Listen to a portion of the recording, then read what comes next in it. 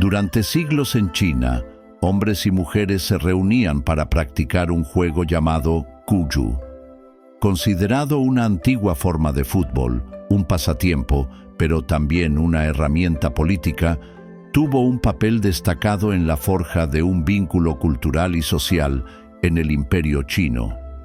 Un estudio presentado recientemente por Enzo H. Smith en la Conferencia Anual de Jóvenes Investigadores en la Universidad de Portland analiza este juego ancestral, sus orígenes y su evolución, hasta convertirse en un símbolo de unidad en el país asiático durante más de 1500 años.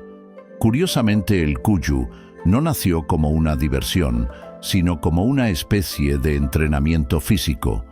Surgió hacia el siglo III a.C., durante el periodo de guerras constantes de los reinos combatientes, para ayudar a los soldados a ganar agilidad, precisión y fuerza en las piernas. La primera mención se encontró en un manual de ejercicios militares de la dinastía Han, el Zhang-Guo-Se, Estrategias de los Reinos Combatientes, escrito entre los siglos V y III a.C. Las reglas del Cuyu solo permitían golpear la pelota, que era de cuero relleno de plumas y pelo, con los pies sin utilizar las manos. El objetivo era hacerla entrar en una pequeña red colocada a unos 10 metros de altura entre dos varas de bambú. Confinado en principio a los cuarteles y barracones militar, pronto dio el salto a la sociedad civil. Así, durante la dinastía Han, 206 a.C. al 220 después de Cristo, el juego ya formaba parte de la vida cotidiana en la corte imperial y entre las élites, y pronto comenzó también a practicarse en plazas y calles de ciudades y pueblos. Según Smith, en un territorio tan extenso como el de la antigua China, que incluía pueblos de lenguas, religiones y costumbres distintas, hacer que todos se sintieran parte de un mismo país era una tarea complicada, y ahí es donde el Cuyu fue una ayuda primordial. El gobierno imperial fomentó su práctica con entusiasmo, entendiendo perfectamente que servía para reforzar la cohesión del Estado. En la corte, los emperadores organizaban partidos para mostrar su cercanía al pueblo o premiar a funcionarios leales. En las ciudades, los eventos deportivos ayudaban a mantener la armonía entre habitantes de distintas regiones.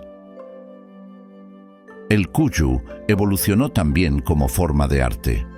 Durante la dinastía Tang, 618 a 907, se convirtió en un espectáculo refinado, con reglas elaboradas y técnicas sofisticadas.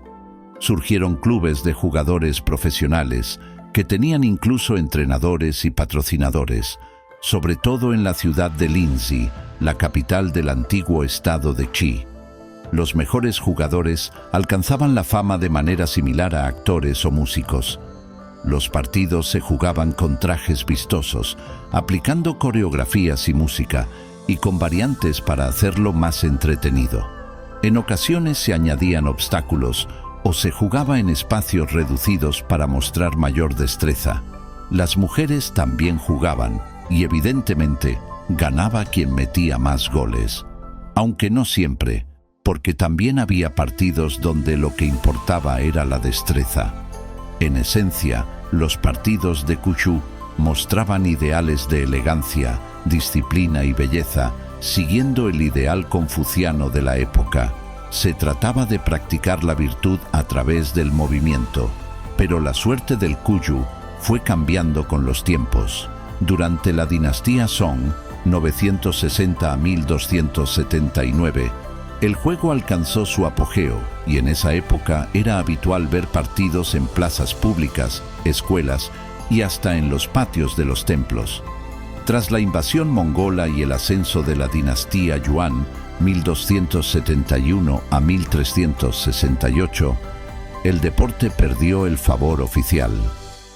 Poco a poco fue visto como una distracción improductiva y algunos gobernantes lo prohibieron por asociarlo con el ocio excesivo. Aunque persistió en ciertas regiones rurales o como parte del folclore, ya no volvió a ocupar el lugar central que había tenido durante siglos.